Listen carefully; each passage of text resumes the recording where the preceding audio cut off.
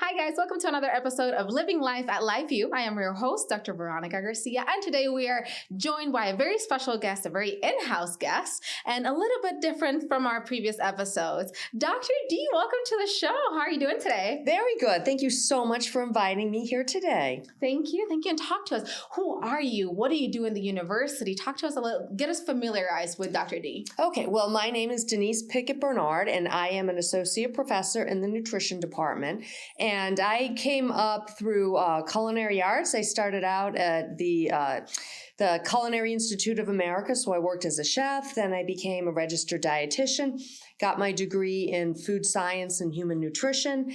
And so I'm more of a food dietitian than many dietitians. Some are more of a different type. We all specialize. Mm-hmm. And so then I earned my PhD, studied spirituality and weight loss maintenance. And so I then became certified with the Institute for Functional Medicine. So I am a functional medicine practitioner and really use a food as medicine approach to everything I do, using food. So clients will call me. I do have a small private practice also, and they're interested in, they might come to me because they've seen a practitioner who sold them lots of supplements, or they've been to multiple doctors and they don't want to take medication, and they're looking for a solution that would be, natural and easy to do, and using food is the solution. That's beautiful. Yeah. That's inspiring. I had no idea this beautiful resource that we had at the university and the students have. Yes. And within your role, I understand you have a little bit of an understanding of all the things that nutrition department does. Yes. Talk to us about the different programs within the department. Okay, so we have undergraduate degree. We have 3 undergraduate degree programs. We have an internship, and we have a master's degree. So I'll start with the undergrad programs. We have a BS in nutrition, and that is a science degree, just like someone would get a degree in chemistry or biology. It really doesn't prepare you to do something specific, but it would be a launching pad. Students will often take that degree program when they want to go into the DC program, or if they wanted to do pre-med or become a physician's assistant or something. And then we have the dietetics degree. And the dietetics degree is very heavily science focused. It has a GPA requirement for graduation. And those students would go on to enroll in a dietetic internship, which we offer at the university. And that would prepare the students to be a registered dietitian. So to become a registered dietitian, you need not just the undergraduate degree, but the internship. And the internship is practical. They have 1,000 hours where they are all over the community, working in hospitals and other facilities under dietitian preceptors who make sure that they're learning what they need to learn. Mm-hmm. And then our third degree, which is possibly the most interesting, only because it's somewhat new and people don't know about it, and that is the culinary nutrition degree. And I helped create that degree program, and we have 13 different lab classes. And when we say lab classes, we have this beautiful food lab, which is a kitchen with 6 different stations, and the students will go through and they'll learn everything that they need to know about food. So you might think of, how's that different than a culinary arts degree? Well, a culinary arts degree focuses only on cooking. They're not teaching you necessarily food science or food marketing or the trends in food. So, if you're on any kind of social media, everyone's doing everything, cooking, yes. And it's really incredible. So we have the facility where we can teach students, because we have almost every kind of piece of equipment you could imagine in a home kitchen or a commercial kitchen available for them. And students who take that degree program, that path, they could be entrepreneurs. So we have a student who owns a couple restaurants and a coffee company. They could become food marketers. They could really excel in social media. They could work as a chef. They would have the skill base to do anything related to culinary arts. And what I find really is a great avenue is to go into research and development. So, any restaurant you go to, somebody's creating, any chain restaurant, someone's creating the recipes. And so a student with a culinary nutrition degree would have that nutritional science plus the culinary arts. So they could go right in and, create those recipes and know how to analyze them and know the food science behind it. So that's really exciting. And then we also have our master's degree, which is a master's in clinical nutrition. And we have courses in functional nutrition, therapeutic diets. It's really a really great program for anybody who's a healthcare practitioner who's interested in understanding nutrition. But we like to put that food in there because that's what people eat. That's where it gets down to, how you make the difference. And it's also a lot of like the social environment and understand like it brings communities together. You wanna have food, right? Exactly. Most of the best conversations I've had in my life are during a meal. Right. Exactly. Well, that's a very good point. We do have a few classes on food and culture, and we really teach the students about the idea of, food as a part of a community. And when you really drill down into the whole culinary medicine aspect, if you go all over the world, everyone's like obsessed with the Mediterranean diet, right? But it's like all over the world, there are foods that are super healthy and they can promote health. So, there's the Nordic diet. People in Nordic countries, some of the foods they're eating are very, lots of research to support the use of their foods and health promotion. There are fermented and cultured foods from all over the globe that can be integrated into a food plan. It's not just the Mediterranean diet. There's way more out there that we need to be valuing and understanding.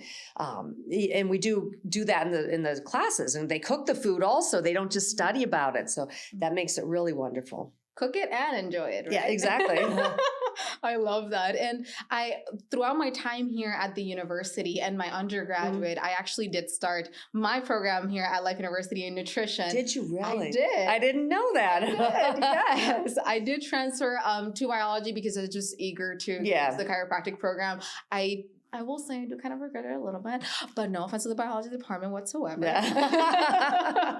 But I had the opportunity of taking courses in the kitchen at the university, which it's mind blowing. And if you haven't been to campus, please, I encourage you to come in and get a tour, whether it is a tour during the week or whether it is with Eagle Madness that they do touch into the nutrition. Oh yeah, Eagle Madness. We love Eagle Madness. We have we have two kitchens. So I mentioned the one that is the classroom kitchen, but we also have what's called a demo kitchen, which has stadium seating. It has a big monitor, so we can really do a demonstration for guests who come to campus. And we do that when they come for Eagle Madness. And, and it gives them that hands-on experience. Absolutely. And within that, even if you are already a student at Life University, there is clubs. There's a nutrition club on campus. Absolutely, yes. And what are some of those things that you've seen them more involved in?